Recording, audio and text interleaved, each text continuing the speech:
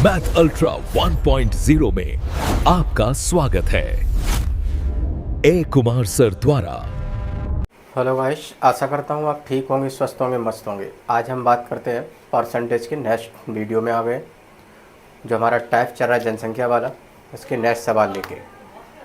ठीक है, तो जैसे आज कंडीशन सी चलेगी, जैसे ये सवाल है, पटना शहर की आबादी 96,000 है और आबादी की घटती दर प्रति साल 800 है। पाटलिपुत्र की जनसंख्या कितनी है? 68,000 है। उसकी आबादी कितनी बढ़ रही है? प्रति साल 1200 बढ़ रही है। तो ये पूछ रहा है कि दोनों नगरों की जो जनसंख्या है वो कितने साल में बराबर होगी। तो इस तरह के कभी भी कोई क्वेश्चन आ जाए और आता है और अच्छा क्वेश्चन है, तो बस क्या करना है, तो हमें कुछ नहीं करना है। देखो किस तरीक़ा से करेंगे इस तरह के क्वेश्चन। सबसे पहले हम बात करते हैं, एक हमारा क्या है, पटना, और एक है पाटलिपुत्र। ठीक है, पटना शहर की जो आबादी है 96,000 है, पाटलिपुत्र की कितनी है? 68,000। ठीक है, ये क्या है? आबादी। उसकी इसकी क्या है? 8 साल प्रति घटती है आबादी, तो -800, और जिसकी बढ़ती है वो किसकी है? 1200। पाटलिपुत्र की बढ़ी तो प्लस के 1200। ये दर हो गई। ठीक है, कितनी दर का मतलब क्या है?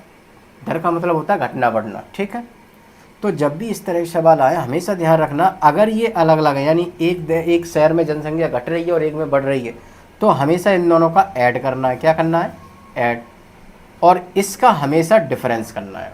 ठीक है, और मानो अगर दोनों की आबादी बढ़ रही हो या दोनों की आबादी घट रही हो, तो हमेशा ध्यान रखना इन दोनों का डिफरेंस करेंगे। बस कभी भी कोई अब ऐसा सवाल आया अटकना नहीं चाहिए। तो बस हम यहाँ से क्या करते हैं, दर देख रहे हैं, तो डिफरेंस कितना टोटल, इसका ऐड कर दो, कितने हो गए? 2000। 2000, और यहाँ डिफरेंस कितना है? 28,000। इन दोनों में 28,000 का डिफरेंस है। 3 जीरो से 3 जीरो उड़ गए, आंसर कितना आ गया? 14। तो यानी 14 वर्ष के अंदर दोनों के नगर की जनसंख्या क्या बराबर हो जाएगी। कौन सा ऑप्शन है? बी ऑप्शन है। वीडियो पसंद आई तो शेयर कीजिए, सब्सक्राइब कीजिए, कमेंट कीजिए। नेक्स्ट, जैसे नेक्स्ट सवाल ये रहा, एक शहर की जनसंख्या पहले वर्ष 5%, दूसरे वर्ष 6% और तीसरे वर्ष 8% बढ़ती है। ठीक है, शहर की वर्तमान जनसंख्या कितनी दे रखी है? 1,20,204। तो कह रहा है कि तो वर्ष पहले, तो 3 वर्ष पहले, यहाँ वर्ष की जगह 3 वर्ष होना चाहिए, 3 रह गया था, तो 3 वर्ष पहले शहर की जनसंख्या ये पूछ रहा है। ठीक है, तो ऐसे सवालों में बस कंसेप्ट हमारा वही रहेगा। एक्सीलेटर चाहो तो हम ऐसे भी कर सकते हैं, पहले वर्ष में कितनी 5% बढ़ी, तो पहले 100 थी और 5% बढ़े तो 105, तो ऐसे भी कर सकते हो। तो हमने बताया ऐसे में क्या है, काट पीट और गुणा भाग ज़्यादा हो जाता है, जहाँ से हो तो भिन्न का सारा लो। 5% बढ़ गई पहले वर्ष, तो 5% भिन्न 1/20, तो 20 वाली चीज़ ये बढ़ी है 21। यानी पहले शहर की जनसंख्या इतनी थी और अब कितनी हो गई है? 21 यूनिट 5% बढ़ने के बाद। फिर कितनी बढ़ी है?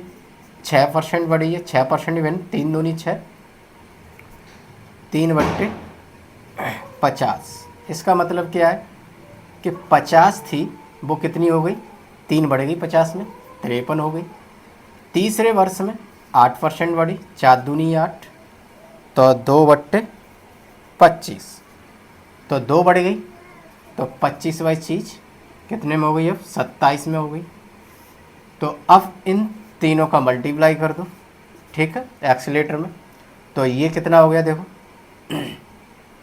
5 दूनी 10, यानी 25,000, और इन दोनों का गुणा कर दो, तीनों का गुणा, तो ये गुणा करके हमारा कितना आ जाएगा? देखो गुणा के लिए हमें गुणा से हमें करना नहीं है।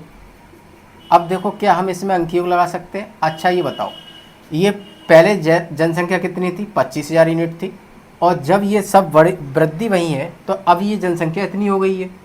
यानी ये कौन सी है? वर्तमान, और ये 3 वर्ष पहले की होगी। तो 1 2 3 साल की है, 1 1 साल की है, तो 3 वर्ष पहले ये जनसंख्या थी, यही पूछ रहा है। तो अब जब बताओ यहाँ कितना है 3 जीरो, तो ऑप्शन से अभी तुम्हें करना है, इसका कैलकुलेट करो तो बहुत तुम्हें टाइम लगेगा। देखो सब ऑप्शन के 3 जीरो काट दो, ठीक है, और इसमें यहाँ 3 जीरो काटे तो यहाँ पॉइंट लगा दो। अब यहाँ कितना रह गया 25, कितना रह गया 25। जिस ऑप्शन में 25 का भाग पूरा पूरा चला जाएगा वो मेरा आंसर होगा। क्या इसमें 25 का पूरा पूरा भाग जाएगा? नहीं है आंसर। 25 चौक 100, यानी ये मेरा आंसर हो सकता है। इसमें जाएगा नहीं, ये नहीं होगा। लास्ट में 4 है, इसका मतलब नहीं जा सकता। 25 में कब आंसर जाता है? जब इकाई अंक 0 हो या 5 हो। तो हमेशा ध्यान रखना इस तरीक़ा से करना है, ठीक है। और जब अगर हम फुल करें तो कैसे? अब देखो इन दोनों का अगर हम सबका गुणा करें तो बहुत टाइम लगता है। हम क्या करेंगे, यहाँ इकाई अंक का गुणा कर लो, इकाई अंक पता कर लो इससे। देखो 7 तिया 21 में इकाई अंक 1, 1 एकम 1, इकाई अंक कितना है 1। अब इसका इकाई अंक कितना है 4, तो हमें पता है 1 का भाग 4 में देंगे कितने बार जाएगा? 4 बार। तो इसका मतलब हमें एवरेज मिल गया, यानी इन सब का 21 गुणा 53। और यहाँ ये वर्तमान जनसंख्या है और ये वर्तमान कितनी होता है? 1,20,204। तो इसका मतलब इस सब का जो भी गुणा होगा तो उसका इकाई अंक कितना आएगा? 1 आएगा। और हम जानते इसका इकाई अंक 4 है, तो 1 का भाग 4 में देंगे, इसका मतलब ये क्या है? 4 बार कट जाएगा। तो 1 बराबर 4 मेरा क्या आ गया? एवरेज आ गया। और हमें क्या पूछ रहा है? 3 वर्ष पहले हमारा कितना था? ये 25 चौक 100, बी ऑप्शन, ठीक है। तो पूरा भी कर सकते हो, लेकिन हमेशा ध्यान रखना गुणा फड़ा के चक्कर मत रहना। वहाँ छोटे मोटे होते तो गुणा कर लो तो कोई प्रॉब्लम नहीं है। जहाँ तक हम सवाल में हमेशा ध्यान रखना है, कंपटीशन में हम जितना समय बचा सकें, 1 सेकंड 2 सेकंड, वो हमारे लिए काफ़ी होता है। क्योंकि कभी कभी ऐसे हार्ड सवाल आ जाते, कैलकुलेशन हार्ड। तो कोई भी कंपटीशन हमेशा ध्यान रखना, कोई भी सवाल हार्ड नहीं होता। केवल एग्जामिनर केवल और केवल 20%, अगर मानो अगर किसी भी कंपटीशन में अगर मैथ के 20 क्वेश्चन होते हैं तो उसमें मुश्किल से 3 या 4 ऐसे देगा जहाँ में कैलकुलेट होंगे। तो बाकी हमेशा ध्यान रखना 50% क्वेश्चन कैसा होता है? इजी होता है। और बाकी 25% कैसा होता है? मॉडरेट एंड मीडियम वाले क्वेश्चन, ना इजी ना हार्ड। जो 50% इजी होते हैं तो उनमें कभी हमेशा ध्यान रखना, कंपटीशन में अगर तुमने पेन चलाया इसका मतलब तुम बाकी कैंडिडेट से पीछे पिछड़ जाओगे, यानी फाइनल कट ऑफ में नहीं पहुँच पाओगे। पास कर सकते हो लेकिन फाइनल कट ऑफ में। इसीलिए हमेशा ध्यान रखना है कि कंपटीशन में मेन चीज़ क्या होती है। अगर सीट लेनी है, पक्की करनी है, तो उसमें मेन चीज़ होती है स्पीड प्लस एक्यूरेंसी। और गुणा भाग बहुत स्पीड से आना चाहिए। और कम से कम स्क्वायर तुम्हें 100 तक याद होना चाहिए, 100 से ऊपर है तो और अच्छा है। और जितनी परसेंटेज की नंबर्स होते हैं उसके सभी भिन्न, कम से कम ज़्यादा नहीं कम से कम 70 तक याद होना चाहिए। और लगभग ज़्यादा अगर नहीं कर पाओ तो 50% तक तो याद होना चाहिए, ठीक है।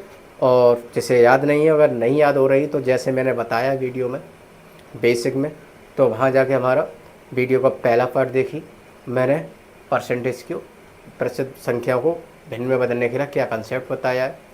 तो इसी तरीक़ा से तुम्हें याद हो जाएंगे। तो चैनल को ज़्यादा शेयर कीजिए, सब्सक्राइब कीजिए। तो मिलते हैं नेक्स्ट वीडियो में, तब तक के लिए नमस्कार।